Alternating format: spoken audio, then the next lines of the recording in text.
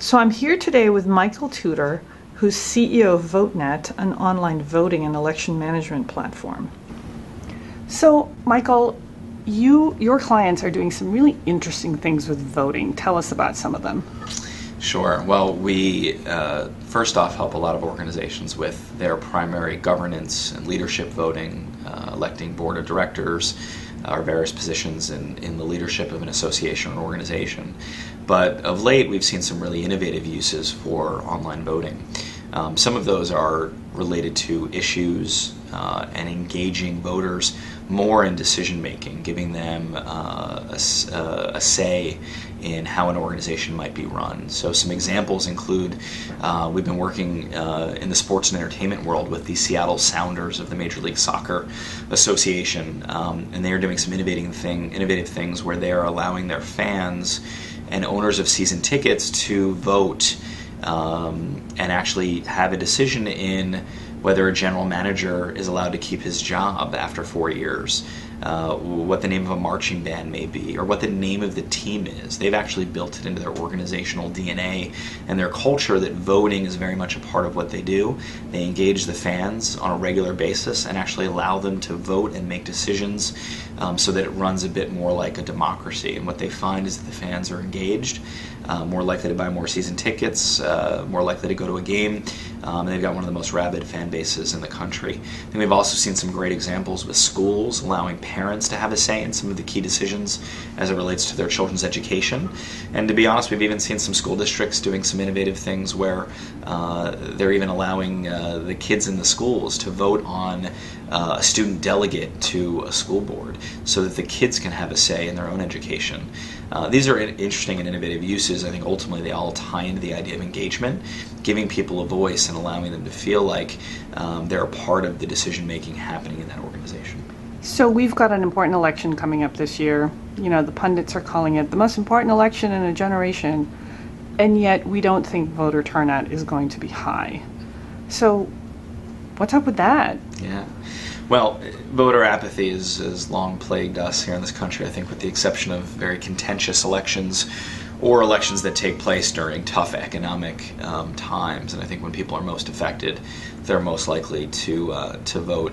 I don't think there's really any silver bullets, but I do believe that the organizations that have the highest voter turnout are running more votes and giving their members more of a say, or their customers, in the case of a corporation, they're giving them a say more frequently and allowing them to vote numerous times through the year. And so by the time you get to a major election, in this case could be the President of the United States, or for an association it could be electing the new board of directors, the exercise of voting in and of itself isn't foreign to the members. They've been doing it all year long, and we've seen cases where some associations have been engaging members along the way, letting the members vote on a legislative priority or to help make a decision maybe that the board is considering.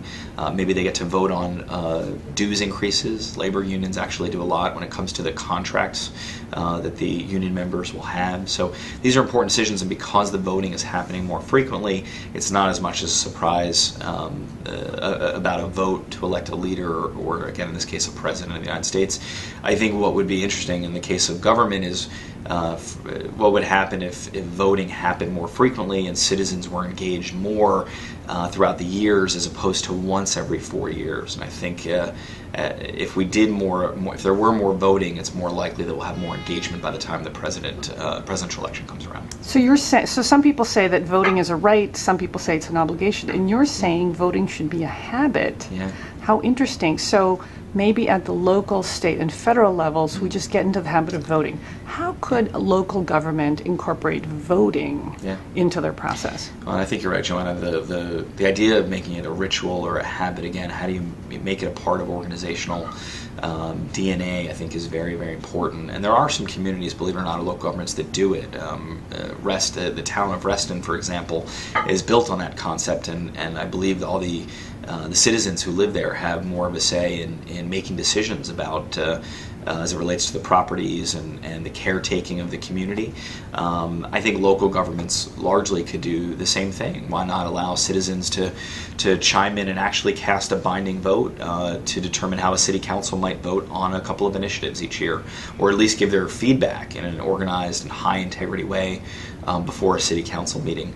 We've seen some states allow the citizens to vote on a license plate design, which is an innovative way to get kind of some buy-in and maybe get the best design that the citizens like the most.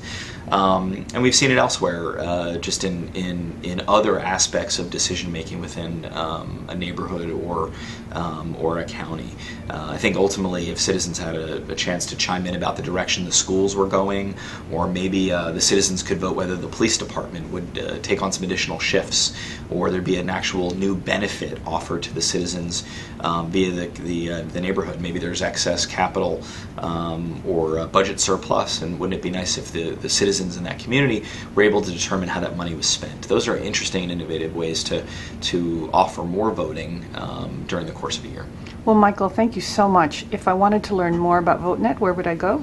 Sure, you can go to our website. It's http://www.votenet.com. You can also check us out on our blog, which is voting2.0.com. Well, thanks so much.